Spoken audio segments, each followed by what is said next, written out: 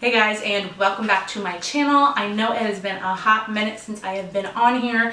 There are various reasons that I have been MIA. I can go into them long and deep, but I won't. I'm not really quite to that point here on YouTube where I feel comfortable kind of opening up in that way. Maybe later on. Oh shit, my lantern fell. Ignore that. Maybe later on in my YouTube career I will feel comfortable diving a little deeper into like things about myself, more personal stuff, but until then I'm just gonna kind of keep it at that. I've been dealing with some things, some family illness and mental illness myself, so if that gives you any idea, it's been pretty tough, but the show must go on, so that is why I'm here today. I'm really excited to be filming again. Don't forget to give this video a big thumbs up if you really do enjoy watching my videos, because that would really give me some encouragement right now to make some more for you guys, because I really do enjoy it. Once I get into it, it's been a lot lately. So yeah, let me know that you guys like these videos by giving it a thumbs up and subscribing if you have not. It would really mean a lot to me. But without further ado, I'm going to stop chatting now and we're just going to get into it. We are here today to talk about the Jaclyn Hill and Morphe collab. This has been long awaited. Well, I mean, she's restocked a few times now. Hopefully this is not a pointless video and she restocks again so that you guys can really watch this and figure out if you want to spend your money on it or not.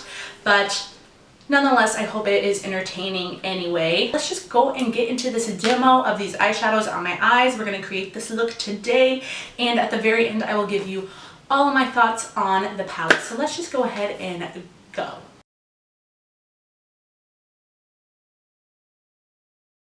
To begin with, I'm taking a few of the lighter brown shades in the palette and kind of mixing them together to create a really warm tone transition shade. So these transition shades are blending. These transition shades are blending super well. That has been my experience thus far. Using the palette, the shadows are super blendable. This is the MB23 for Morphe, in case you were wondering. Your tools obviously make a difference, but in my opinion, the blendability of these shadows is pretty darn good. I always have trouble blending right here anyway. Ugh. I think it's just because that's where like my brow bone actually like lies. So it's kind of hard to blend over that. So that's always a trouble spot for me. Nothing to do with these shadows, I don't think. I'm taking that darker brown color that we've been mixing and kind of concentrating it a bit lower here. And it's blending super nice into the other shadows. I will say the shadows are a bit powdery, but I don't really have a problem with that. Nothing's like falling out underneath my eye. We'll see if that's different with the metallic shades, but right now I'm just using matte shades and nothing's really happening. I am tapping off the excess like I do with any other shadows. I'm thinking though that the powderiness in these shadows is what makes them so blendable. So yeah, like I said, I don't really have a problem with that, especially if it aids in the blendability.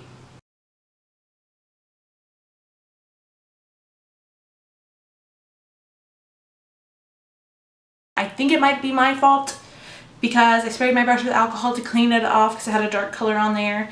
And then I went into the shadow. I thought maybe the residual wetness would just help it glide better. You know, with metallic shades, normally you can intensify them that way, but it just made them kind of coagulate and bunch up in different areas.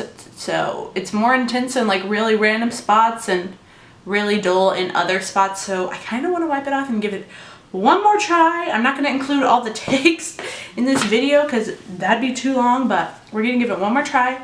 I'm not going to use that brush that was wet. I'm not going to wet a brush at all because now I'm scared to wet anything. Like I said, I hadn't tried them wet yet, but hey, let me just wipe this off. And hopefully the shades aren't like ruined and too wet, but yeah, I'm gonna drink some wine real quick. Alright, you guys are seeing this. I took off the lead color as best I could, and I am going to reprime this lid best I can. because that is what I normally do. We're gonna see if it was just me with my wet brush, or maybe it was just the alcohol specifically. Let me know in the comments if you guys know for sure that alcohol reacts differently with shadows than water, or like Fix Plus or whatever the heck you use to wet your shadows. Yeah, so we're gonna see here if this works a bit better. I'm not gonna set that eyelid because I kind of want it to be nice and sticky for this metallic shade anyway. So I'm gonna go into the original color I wanted to use, which is this really pretty color, Obsessed is what it's called.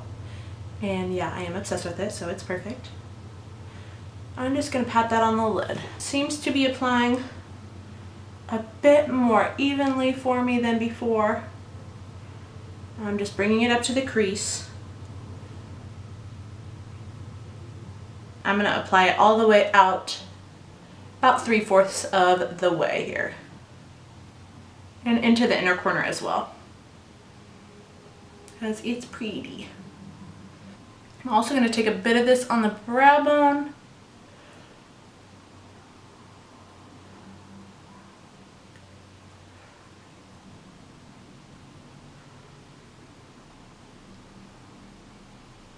I think that looks much better. It's nice and bright, pretty evenly. There's still a bit of patchiness, but I think it's my fault from before. That's what I'm going with because my experience thus far with this palette has been really, really great. I'm gonna go into this like reddish burgundy metallic shade here and put that on the outer third here and see what's up with it. Oh yeah, I like that. I'm just using this little dance brush. It's this little Lorac brush that's double-sided and that I don't really like. It's not the best quality, but this packing end is alright. See, that's pretty. I think that's really pretty. You can see the shimmer. I'm gonna take that in a little farther. Yeah, that's pretty. Okay. This could be a cute holiday look. I'm just packing that on the outer corner and bringing it in about 1/3 of the way. I know I said 1/4 earlier, but I always change my mind. Okay. I'm just kind of running back and forth on that line where they meet. Kind of just running back and forth to evenly blend it. I'm mostly packing, swiping a little, but mostly packing.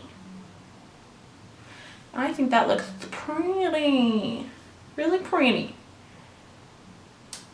Alright, now that I've got that down, I am going to take a more red matte shade and kind of define the crease a little bit more. I'm going to use that same brush here. Yeah, I'm just going to take a reddish brown and kind of warm up the crease even more right here and darken it up a bit. Now I'm going to take an even more red shade, kind of like a brick shade, and run it right along there as well. I'll buff it out here in a minute. Actually, I'll just go ahead and take this brush I've got here. Not my fave, like I said, but it'll blend at least a little here. And I know we're going to lose some of that metallic shade on the outer corner, so I'm going to pop that back in there, just so it is not forgotten. I am going to take my original blending brush. I'm going to pick up a tad bit of one of the transition shades we used and just run it along everywhere on the edges here to make sure it's nice and blended. I have a feeling I'm going to have to go back in with this red again. I'm going to use a flatter shading brush. Flatter shade brush. Shading, I don't know. Whatever. I'm going to take that same red color we've been using and just use a flatter brush to make sure it's really on there. I'm going to take a kind of tapered blending brush here and just go into those transition shades we used and run them along the lower lash line.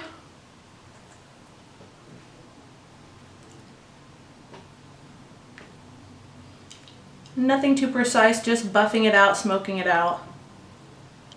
I'm also going to take a bit of that brighter red we used in the crease for a moment and run that along the very outer edge of that bottom lash line and kind of meet this area over here. I kind of like to do that lately. Don't ask me why. I just kind of like that smoked out around the eye look. And I'm going to go in one more time with that red shade in the outer corner because it's kind of being dusted away by all my blending and all my matte shades. I'm going to make sure that's on that outer corner nice and vibrant. I don't really think this is necessary, but I'm just going to go back into that first shade too and brighten it up. Bring it into the inner corner like I said. And I'm also going to grab these first two really light shades and pop those on the inner corner as well. These are awesome for highlighting not only the inner corner but also the face. I didn't put on highlight yet so that I can show you how it looks on the cheekbones, but as you can see on the brow bone there, I mean, they are very, very like kind of icy, lighter highlights. Very pale, but really good for fair tone skin. Very, very pretty for anybody, but especially on fair tone skin, it's definitely gonna work. Alright guys, I'm done with the eye look. This is the final look. I think the metallic shades worked much better after I did not have that alcoholic residue on my brush. Let me know your thoughts and experiences with wetting these metallic shadows down below. I'd really like to know. I will see you guys in a minute to highlight the face. Alright guys, so these two shades right here, the very first two shades, I have been using very often as highlight for the inner corner, like I said, brow bone, but also on the face. So I'm just going to dip into both and let me just show you the magic that is these two shades on the face. Like, look at this. Ooh. Especially for pale girls out there. Heck yeah, right? That's so pretty. And they go on super smooth. They're just like a sheen. It's not glitter, it is a sheen. Super, super pretty. Like smooth skin, like just a sheen. Like I said, they're super pretty. I've been getting compliments on it when I wear it. People are like, what highlight is that? And I'm like, girl, it's the first two shades in the Jaclyn Hill palette. I've been loving them. But look how pretty that applies. I'm just using my normal highlight brush. This is the Morphe M557. And I just kind of pack it on and then blend it on out. There are other shades that you can add to the highlight, kind of like the one on my lid, which is this one here. You can add that for an even more intense, icy highlight. Like I said, very like white almost. Normally I like a hint of like gold in mine, but I do not mind how this looks at all. I just kind of have to go in after and blend out the edges so it doesn't look like there's a white cast or anything. That's the one thing. I'm probably just a tad too tan, honestly, for these as highlights, but I don't really care. And a lot of times I'll mix in my Anastasia So Hollywood or whatever I'm wearing along with these, because these just kind of step it up a notch. You know, if you have your typical like kind of gold highlighter and you really want it to pop, just put these on the highest points of the cheekbones and your cheekbones will be popping, I swear. So I've really been loving those two shades for that purpose. All in all, I do think that this palette is worth the money. The $38 that it retails for, that's about $1 something a shade. When you break it down, there are 35 shades in this palette. That is a lot of shades. I do think this palette would be good for beginners as well as people who are experts in makeup, just because it has almost everything you would ever need, except I will say I wish there was like a matte cream shade in here. I always look for a matte cream shade so that I can set my concealer or whatever I'm using to prime my eyes, as well as, you know, to brighten up the lid or whatever I'm doing with that cream shade. I always use it to begin my looks, to have a nice even base to blend on top of. So that's kind of one thing I wish was in here. In terms of the quality of the shadows, I really do think the mattes are amazing. The shimmers are really, really pretty. The metallics are pretty. Unfortunately, I think some work a bit better than others, but I do think they are gorgeous all around. Honestly, they really are all very, very pretty. I don't think you need to wet them as we figured out today, I think, let me know if you have experience wetting them. Like I said, let me know down below what your thoughts are on that, what your experience with the metallic shades have been. The golden here I know is really, really pretty. I've tried that out already and is beautiful without being wet. This one right here, this was the one that was out on my inner corner today, and this is the one on my lid. Like I said, they got a little funky when I tried to use the brush I had just cleaned with alcohol with them, but I think that's my fault. All in all, I think these shades are gorgeous, and of course I like Jaclyn Hill, so I wanted to support her and buy this palette, and you know, just support her. So I do wish there were a few things she had included in this palette that are not included, in terms of kind of just like extra things. I'll explain in one moment. But yeah, normal Morphe palettes are around like $25 or so dollars, or maybe even like 21, something like that. Very pretty affordable, and in my opinion this is still pretty affordable considering all you get, but I do wish we got something more than just her name being on the palette for that raisin price. I will say, compared to a regular Morphe palette, the packaging of the Jaclyn Hill is a bit nicer. It's kind of cardboard, magnetic closure, a bit easier to open and shut than this plastic version right here, although it does work. I'm not complaining about the original packaging at all. I know that this was supposed to be an all new formula and all of that in this palette, at least that was what I had heard. I do think these are better quality than other Morphe shadows I've tried, so I do think that's a good reason for the price increase, but I do think they could have done a little bit more. Like, I know no other Morphe palettes have a mirror, but maybe what could have been really special about this one would have been a nice big mirror right here. I know that's more expensive, but I mean, they did up the price, so maybe they could have tacked on like another $1. I don't know, you know what I mean? Maybe they could have included something like that. And also, she includes a little sheet card with the shadow names. But I mean, I'm really trying to keep this, but in all honesty, I may lose it. And I don't want to because I want to know the shadow names, but I really wish they maybe would have just taken a quick moment to put them on here. I know that that's, again, not the typical Morphe kind of style. They are all about kind of affordable products that work well. There's no really like fluff in there. The packaging's never really fancy or anything. It's kind of just affordable makeup that works. But I thought maybe with this rise in price and her touch being on it, maybe they could have done those few special things to make it a bit more.